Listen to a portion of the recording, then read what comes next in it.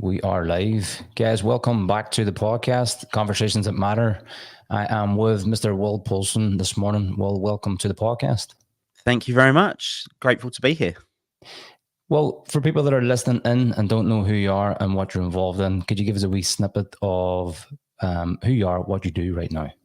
Absolutely. My name's Will Polston. I have a North Star mission in life to empower people to transform excuses into results and live a life that they love. That's kind of high level. In terms of breaking it down, I've got a coaching and training company. I work with ambitious driven entrepreneurs predominantly, and then I have a few other businesses that are all aligned with that same ultimate mission that I mentioned right at the beginning. Fantastic. Well, what I like to do is kind of take it back a wee bit and find out a wee bit more about who you are and how this path was created. What was it like as a young Will Polston growing up? Where did you grow up, and what were those early inspirations like? I had a very fortunate childhood. I'm super grateful. You know, we went on holiday every year. I had food in the fridge, clothes on my back. I was really fortunate in that respect. But one of the things I remember growing up was how much my dad hated his job.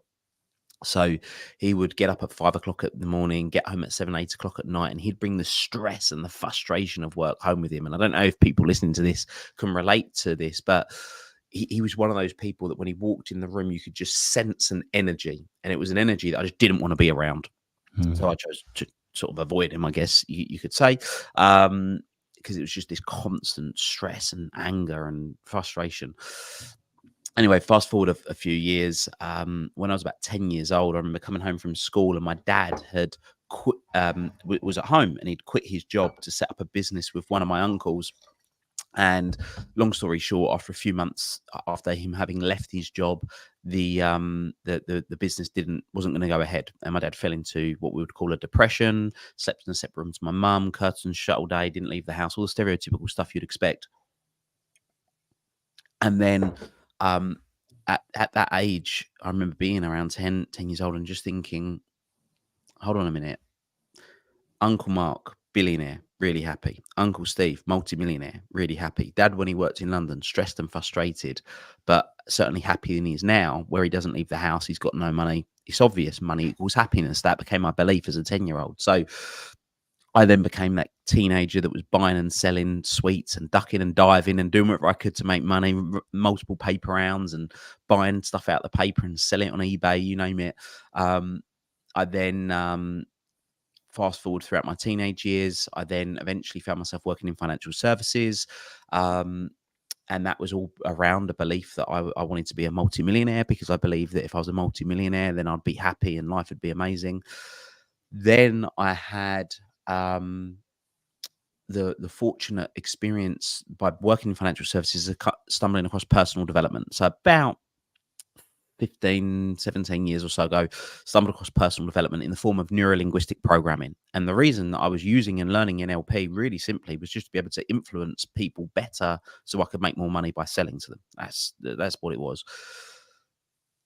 Then as I was getting more and more into NLP, I was finding more out about myself and personal development in general. And then 11 years ago, I went to an event with a guy called Tony Robbins, who people may have heard of if they're interested in personal development.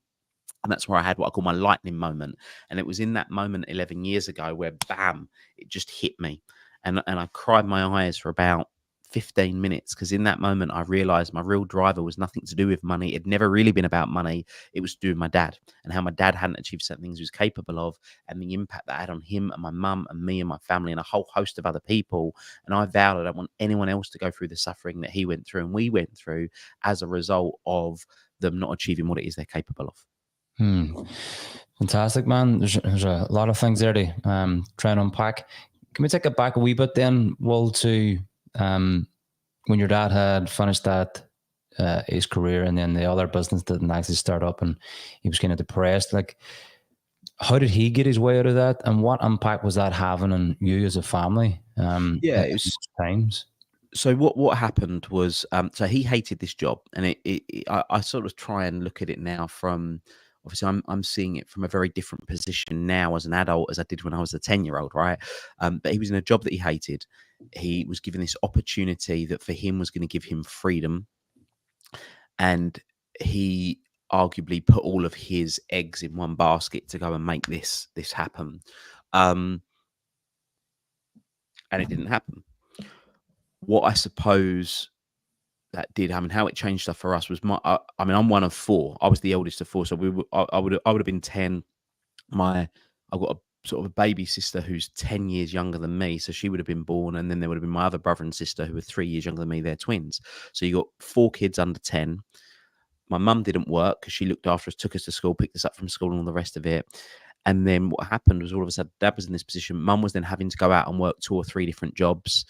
So, I mean, it wasn't too much of an issue for me because I was like 10, so I could walk home from school. I could be at home on my own, but it was like my baby sister who I was seeing going to like this childminder, then to this childminder, because my mum was working multiple jobs to try and keep a roof over her head. So that affected me because I saw that the impact that had on my mum, and my interpretation, my perception was that it was making her sad, and I didn't like that. So that was the situation there.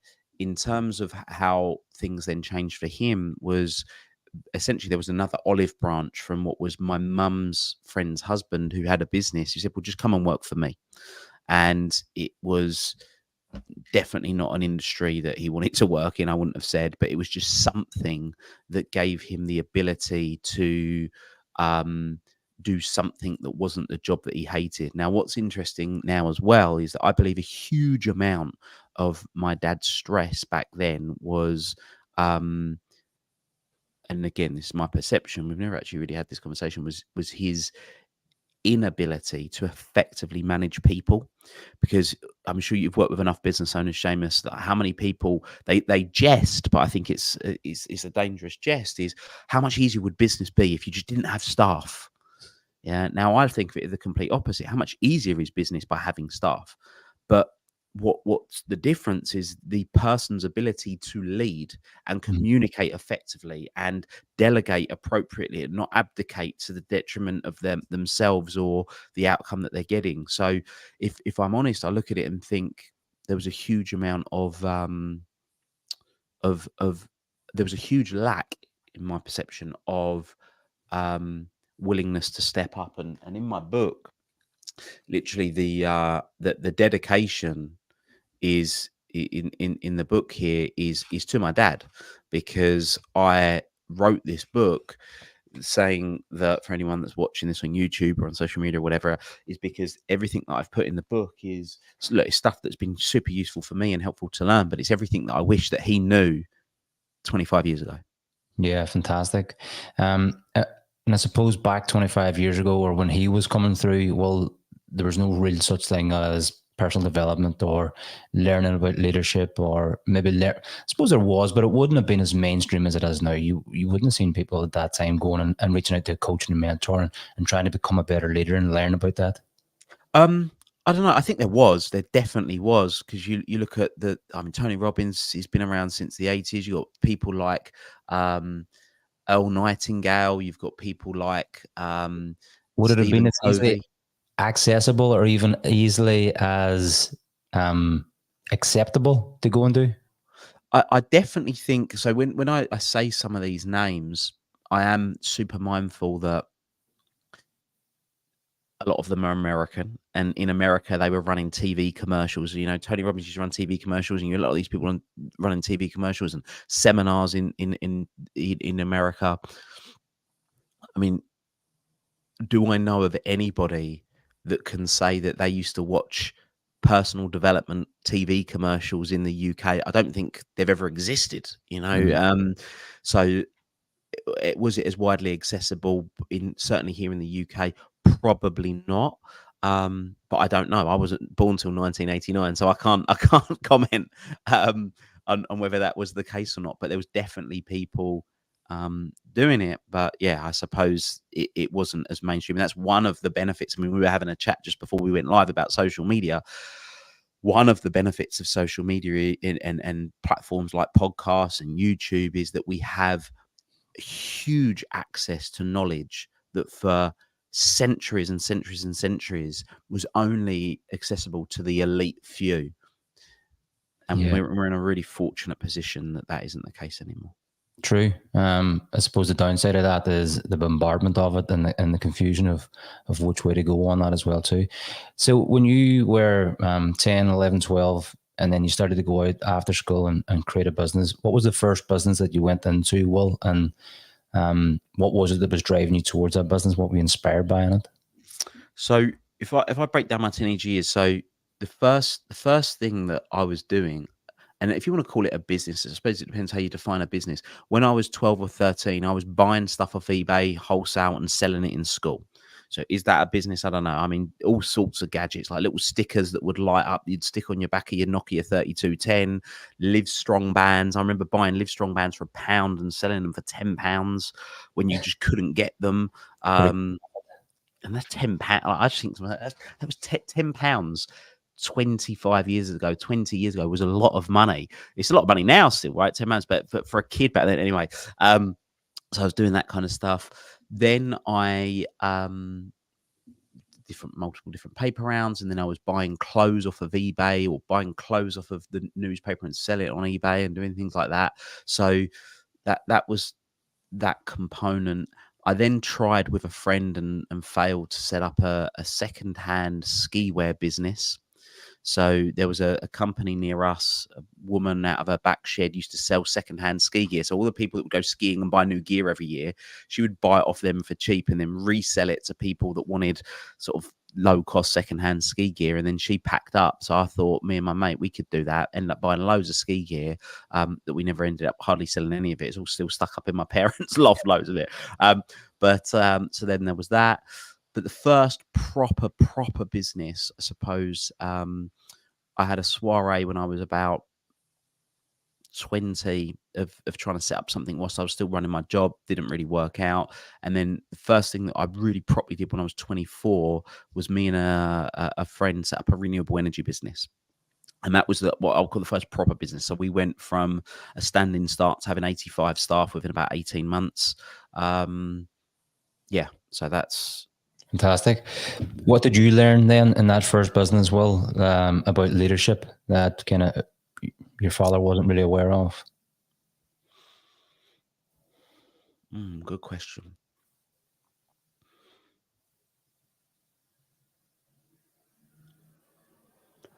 What did I learn? Okay, so in an interesting turn of events, a couple of years into that business, the government changed legislation. So that business, it was renewable energy, solar panels here in the UK, and a few other renewable energy services. And then the main reason why people would buy solar panels back then, or one of the main reasons, was that it was very attractive because there was something called the feed-in tariff here in the UK, which meant you got paid a lot of money for your excess energy that you made that you sold back to the grid. When they removed the feed-in tariff, literally overnight, the business pretty much collapsed because it just didn't make sense to have the big sales team. I mean, we had 50 people in a call center, 10 people out on the road doing what was known as door canvassing. We had 15 people out, 10 to 15 people a week actually out selling and covering from memory, it was like 100-mile radius of Essex. So pretty much the majority of the southeast. What I learned was, when that business failed, I learned to actually pursue the thing that I really, really wanted to do. And I think one of the things that my dad never did back then was the thing that he would have really loved to do. I don't think that he ever actually did.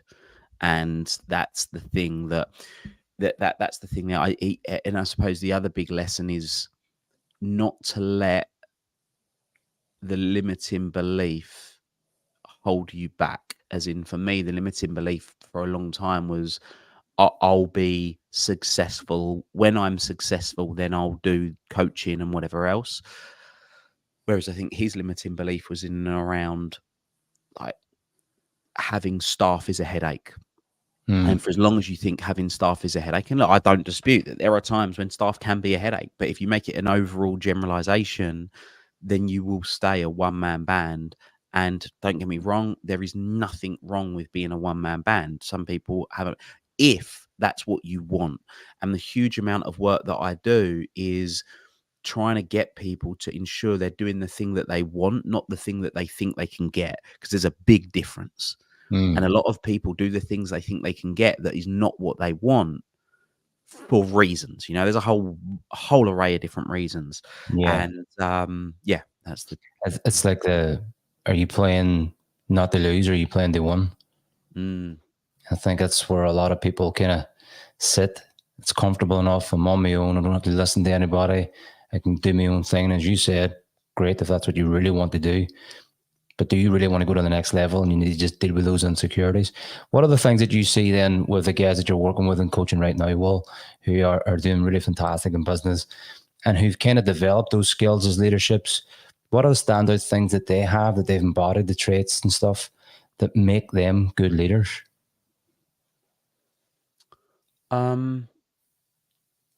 one of them is a genuine desire to want to help others improve. So knowing that, like, by them having an interaction with them, they can be better. There's a few people that I can think of in my career or in my life that when I've spent time with them, I leave better as a result of it. And I like to think of anybody that ever comes and works with me, whether that's as a client or as an employee, that they leave a better person because of it. Whether that's they've upskilled, whether it's their mindset, whatever that might be. So I think that's one of the components that a lot of the people that I really look at. I think one of the other ones is they have an amazing vision. They Mm. have a vision that people buy into, which is one of the traits that makes them a great leader. um what else would I say? For yourself, even running a company at such a young age with the renewables, to gather a team like you did at a young age as well too, well, takes a lot for people to actually buy Mm, into someone at such a young age. They go out and canvas and go out around the doors. And what was the vision that you had at that time, to bring people in and lead them at that time? Because you've obviously got a bigger vision again, even now. But yeah.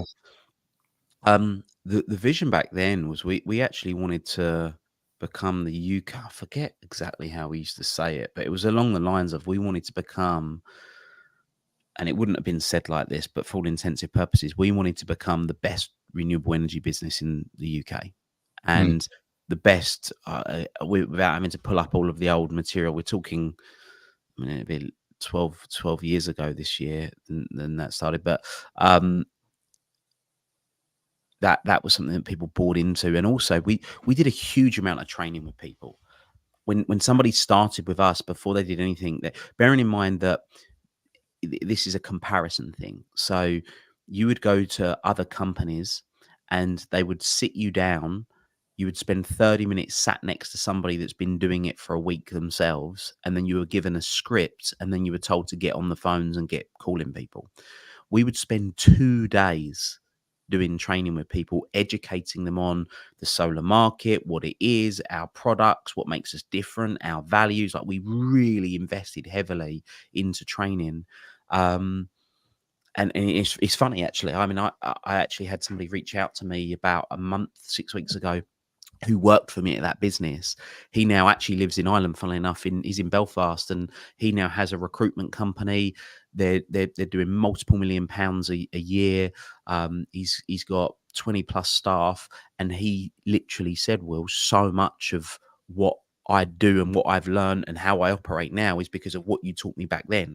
And that, for me, is something that makes me feel pretty good. Is just knowing that there's those principles that are being applied. And you forget, don't you? You forget that if you're just doing your thing, you never. I talk a lot about the ripple effects, and the ripple effect is when you achieve your full potential. Not only does it benefit you, but it benefits your family, your friends, your community, society, humanity, the universe. That's the ripple effects, and you never really know the impact that you're having.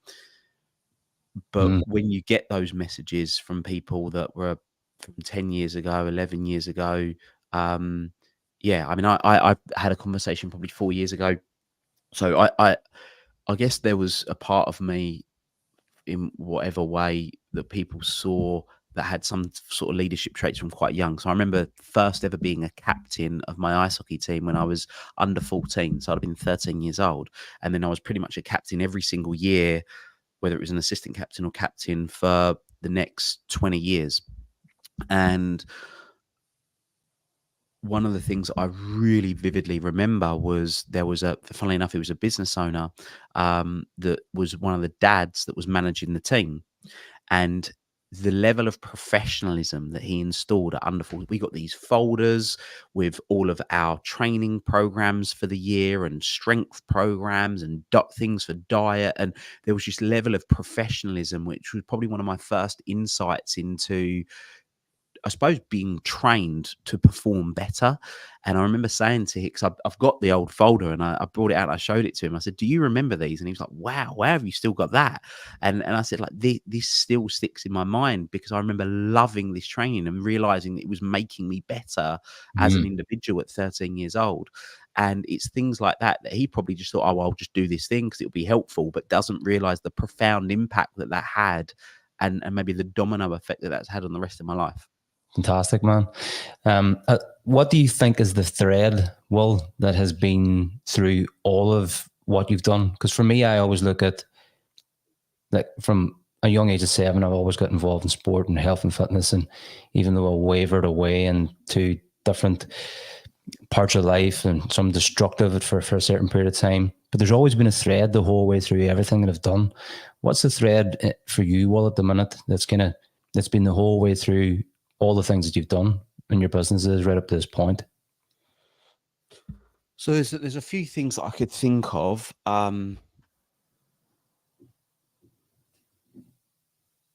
Probably the most common through everything is wanting to make a difference.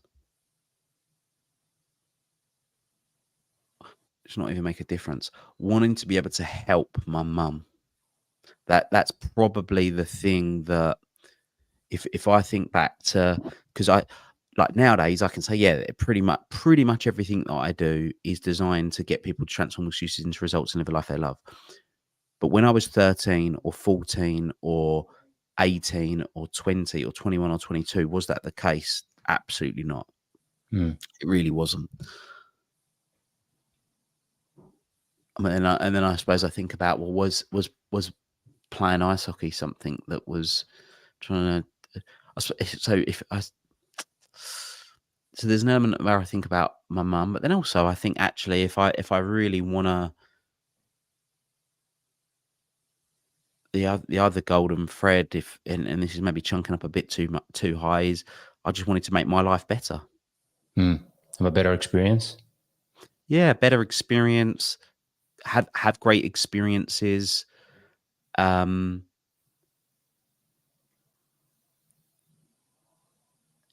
Yeah, have great experiences. I suppose you could call it as have a unique lifestyle. Like, even now, I'm learning to fly. I've nearly got my pilot's license. That's a cool experience. When I used to live in South Africa, I mean, even talking about that, I lived in South Africa. That was a cool experience. Learning to scuba dive when I lived in South Africa, that was a cool experience. Deciding randomly to just go in a helicopter just because I wanted to go in a helicopter, like these types of things. So there's definitely a thing around experiences for sure.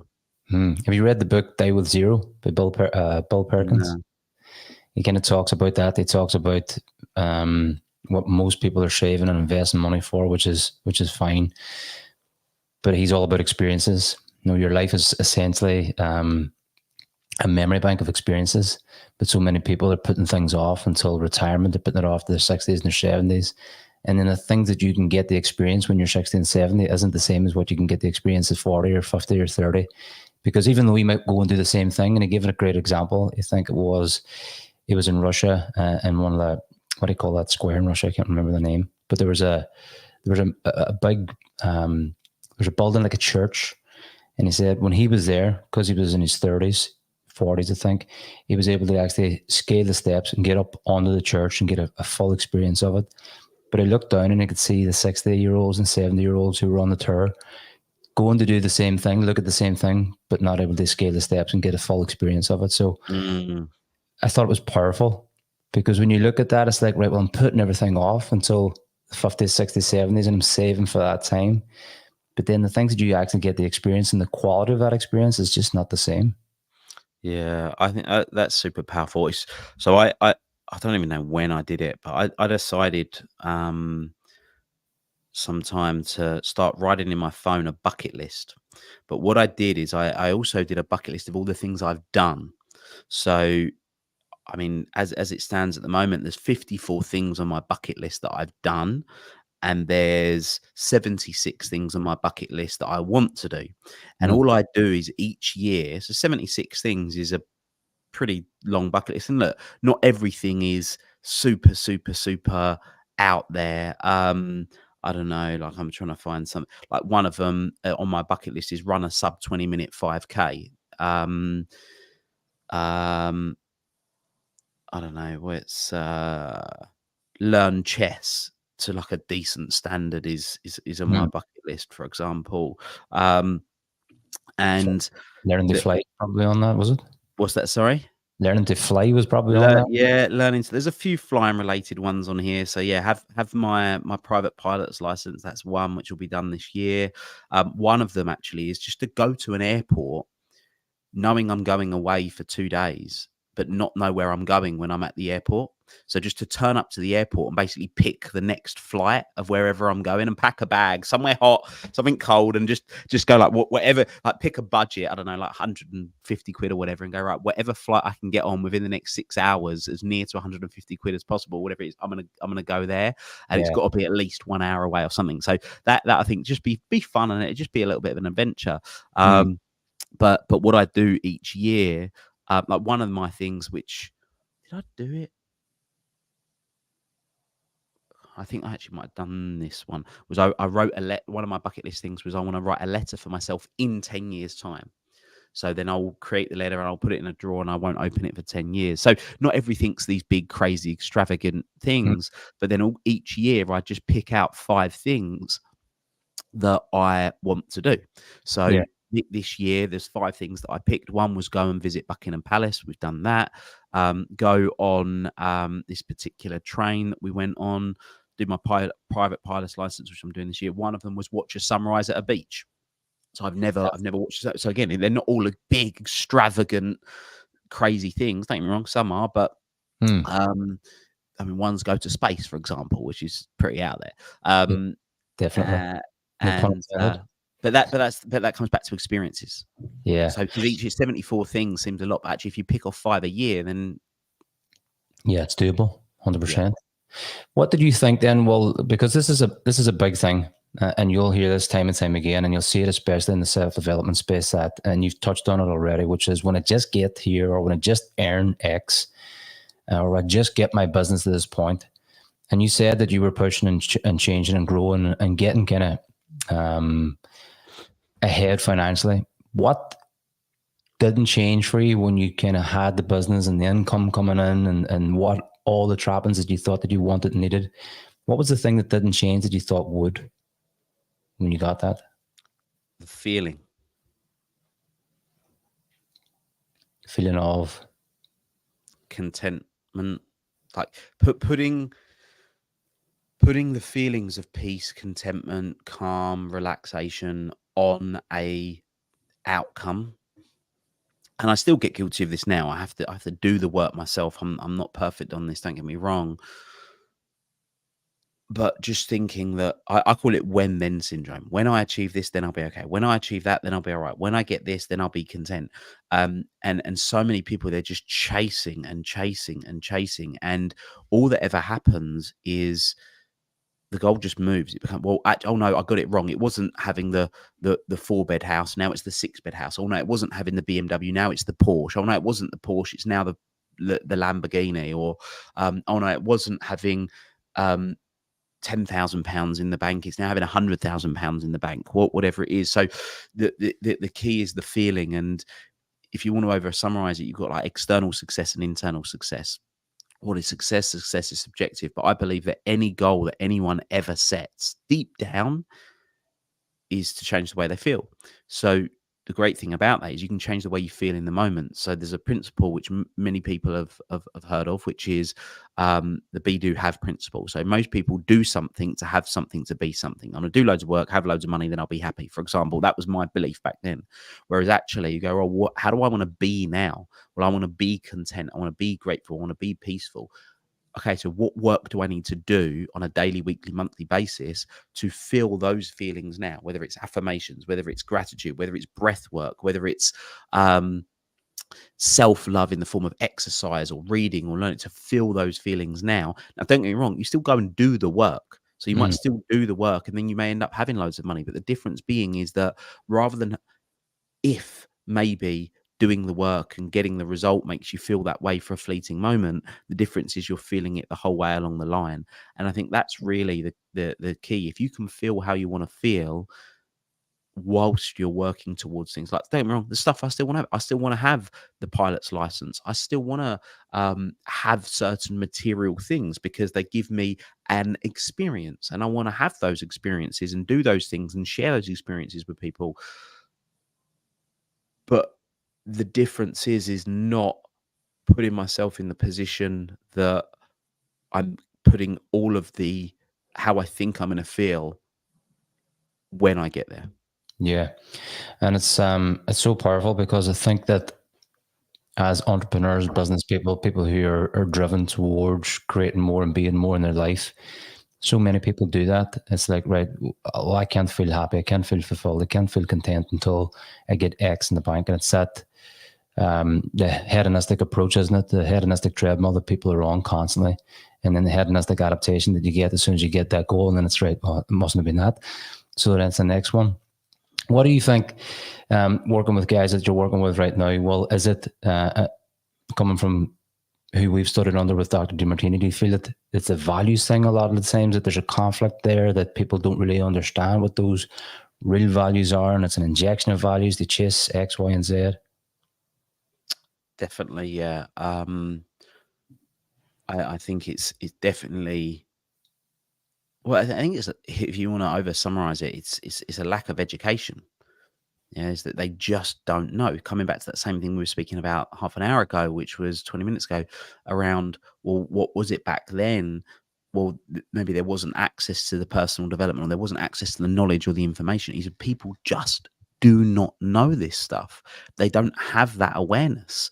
They don't have the knowledge to know that. And most schools, I'm going to say most schools, not all schools, most schools don't equip people to think like that. They're more concerned, and we don't need to go down the rabbit hole of the schooling system, right? We'll be here all day, but they just don't equip people with the tools to be able to think or act differently, or to be able to operate from a place that is focused around fulfillment.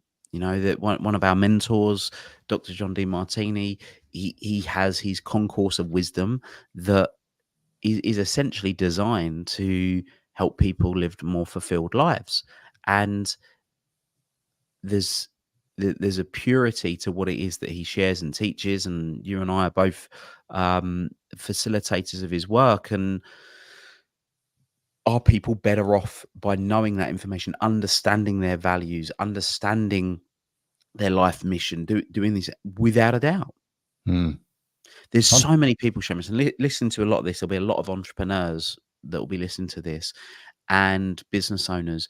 And if you were to ask them, what would your business be like if you didn't have a company mission and a company vision and company values? And there may be people that are much like micro businesses that don't have them, but it's very hard to have a team. I would say anything of 12 or more without having a clear company vision, mission, and values, because you can't create a culture. It all just starts falling apart. And then, so anyone that's got that company vision and mission and values, you then ask what percentage of them have their own vision, mission, and values for their own personal life, and it's single-digit percentages. Yeah. Yet they acknowledge that if they didn't have it in their business, it would be an absolute disaster. Yet they don't have it in their life. And I think so many people don't make that comparison. Yeah, and I think you touched on something there, Will, that I share a lot on. I actually shared a podcast I recorded there last week on it. and it comes down to like business values and personal values. And I think that for me, and maybe you can agree or disagree, that so many businesses kind of get the application of that misconstrued or wrong when they're looking at values, because there's an expectation of certain words on a wall and people to show up and live by those values. How do you help guys that you work with, I suppose, try and get those intrinsic drivers and the internal values matched to the things that they have in the wall as part of their values and their mission? Yeah, great question. So what I've found almost always is that even if you try and collectively come up with company values, there's still an overarching influence from the current company owner or CEO.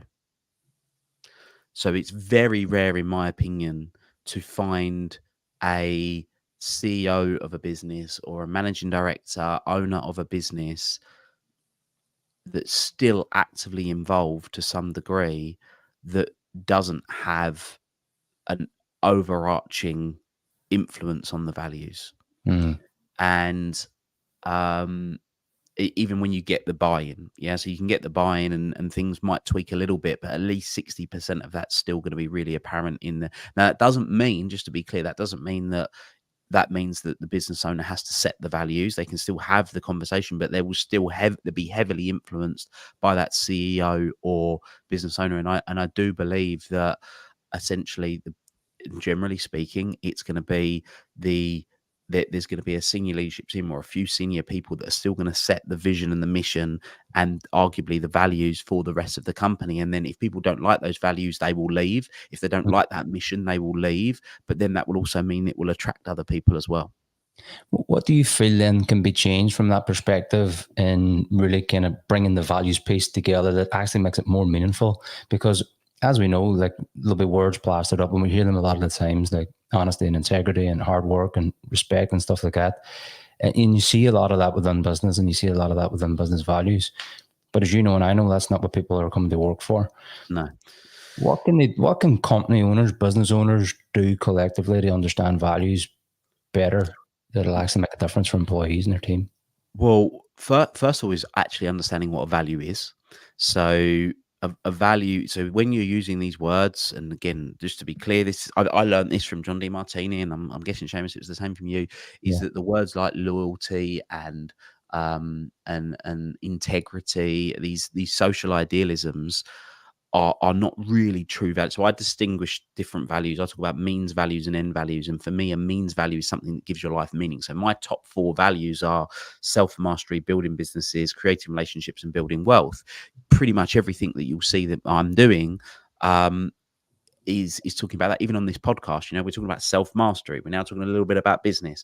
I'm getting to build my relationship with you, Seamus, and we got to know each other over a few days together a couple of months back and connecting on social media. And now I'm also starting to build a relationship, or you and I are both building a relationship with everybody that's listening to this. So I'm literally living in my values right now. But things like loyalty, I think having an understanding of a principle, which I'm a big believer in, is that nobody comes to work for you. So Seamus, your staff don't come to work for you. None of my staff come to work for me. None of them do. Nobody goes to work for anybody. People go to work for themselves. Now, what's key is if you can align their personal desires, wants, needs with the company desires, wants, and needs, then you're going to grow. One of the first questions that we ask anyone when we're interviewing them is, what was your dream life look like 5 years from now, personally, professionally, and financially? Because what that does is it enables me to have an understanding of, well, I now know where they're going. Before I've shown my cards, I now know what they want. I call it the home advantage. When you're selling or you're interviewing, you've got the home advantage. You get to ask the questions that they don't know what you're asking to. So or why you're asking them. So I asked these questions and I find out. So a perfect example of this was I was interviewing for an assistant 4 years ago, and we got down to the final interview. And this is when I didn't ask the question first. I asked the question in the third interview, and the front runner said, so what does life look like for you 5 years from now? And she said, oh, me and my husband would have sold our house, would have downsized to this little bungalow in this little place in Essex, which I know is very much a retirement place. and we'll be taking it. We'll be taking things easier. And I was like, that's interesting, because I was on a real uphill. Now, the person that was my second choice interview at that point, I said, what, 5 years from now, what does life look like? And she said, I want to be working in a business where I'm making a difference. I've got about 10 years left of work left with me. My kids have just left because they've gone off to university. So I've got 10 years to really throw myself into something and make a difference and then retire. Well, in my mind, one person was planning on being retired in 5 years, and the other one, I've got 10 years.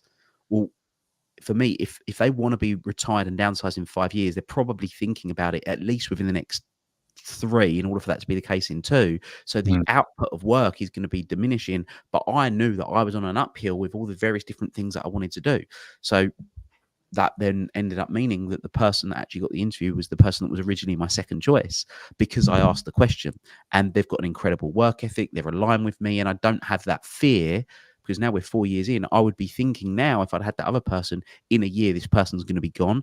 And we only just really, after 4 years, got to work together so well that they really know. It takes a long time to build a relationship with somebody that's like, I mean, she's my executive assistant, but she really knows me and she can handle stuff for me now that I wouldn't have been able to just hand over to somebody easily. That's just an example. And it's a brilliant example, because it's not something that a lot of people will do. And I think understanding the values and what people are inspired by and where they're organized and all these different things gives you a deeper understanding of who is actually going to show up in the business for you. I think it also gives you a really good understanding of where to actually put them in your business. Like, you might have them in a completely wrong area that they're not really inspired by, even though they've applied for that area. Absolutely. And it's really beneficial and grow in so many different areas if you just put them in a different position. Without a doubt. And I also think as well is that it helps you get it helps buy-in, because what I can now do on day one is I can say, well, look, this is what you want. I'm building a roadmap for you. It's yours to win. You can, it's there. I'm giving you the option that's there for the taking. It's down to you to perform. So now they're, as you said, intrinsically driven, because what's in it for them? Like, they're coming to work for them. I'm giving them the roadmap. I'm saying, look, here's everything you want. It's now on you to go and make that happen. Yeah, 100%. And I shared that, like, if you've got loyalty as a value in your wall, and people are getting their drivers and their intrinsic needs met in a different position better, then they're going to go there. And then you'll brand them as disloyal, but they're not disloyal. It's just they're getting their needs met elsewhere. Tell us a bit more about the book, Will, The North Star. Yep. So North Star Thinking, Master Your Mindset and Live a Life You Love. The book that actually came out a year ago today, funnily enough. It's essentially four main elements. So it helps people create their North Star, which is what I call their life mission. It touched on 4 main components. So sort of the life mission and goal setting, if we want to call it that, time mastery, evolving thinking, so giving yourself new ways of thinking to be more fulfilled and inspired and achieve more, and then habit creation, which creates that element of discipline. So it encompasses the 3-part framework that I work with clients on, which is having absolute clarity, taking intelligent action, and then having active accountability. Fantastic. And people can get that on all of your social media channels, Instagram. So yeah, social media. I mean, probably the quickest and easiest place for most people worldwide is Amazon. But yeah, I mean, any website that sells books, really, Waterstones, Barnes and Noble, you name it. But if you just go online, you can get it. Fantastic. And before you go, I always ask everybody who comes on as a guest, if you could have a conversation with your younger self, what would you have? What would that conversation be? What would you say?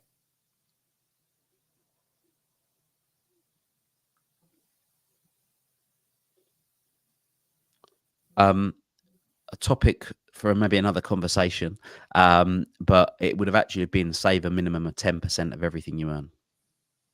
Fantastic. Something I'm teaching my kids that I didn't learn. Yeah. Well, for people that are looking to get you again, where's the easiest and best way to get you? willpolston.com, and then from that you can find all the social channels and everything else. Fantastic. Well, great to catch up with you again, man. Thank you very much. Likewise. Speak soon. Cheers. Bye.